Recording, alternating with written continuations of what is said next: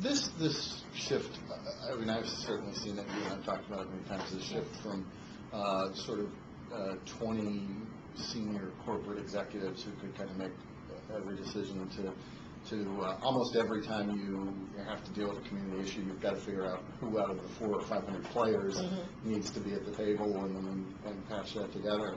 That's kind of gone on all over the country. It certainly is a different way of doing business than we were used to 15 or 20 years ago.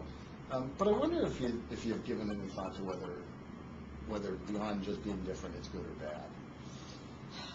That's a difficult question. I mean, it was much easier to conduct business when you only had to deal with 15 or 20 major corporate leaders. You could go in front of a group that met and sell them on a concept, and they would support it, and the business community, at least that group of business community, spoke with one voice. Now there isn't a place where the business community speaks with one voice, and may never be.